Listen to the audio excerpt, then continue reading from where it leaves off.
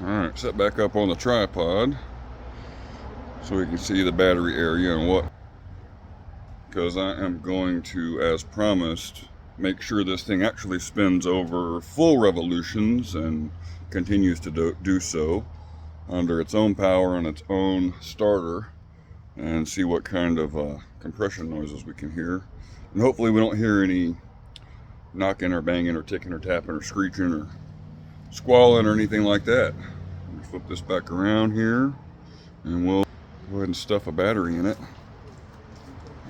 Just robbed the battery out of the Savage. It happens to be oriented about the same way as this one. It's just a little tall.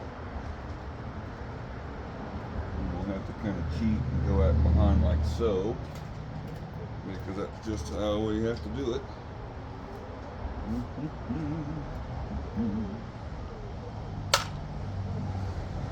Set that little guy in there. Stick that little guy through there. And like so. Screwdriver somewhere. There we go. Still sitting on this edge.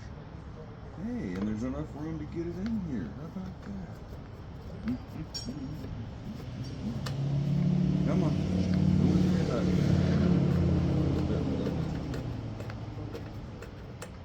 No, there we don't go. There we go. All right. Now this hot battery should be hot.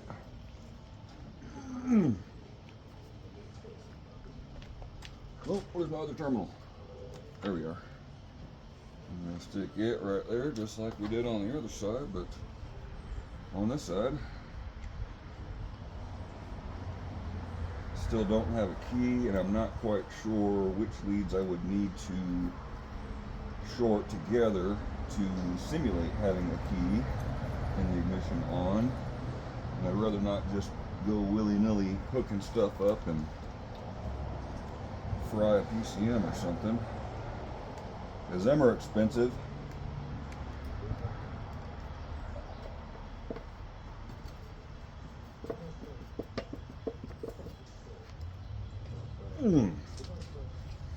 All right, we got battery. We got our starter cylinder right there. Oh, we'll just go ahead and spin her over and see what she does. Y'all ready?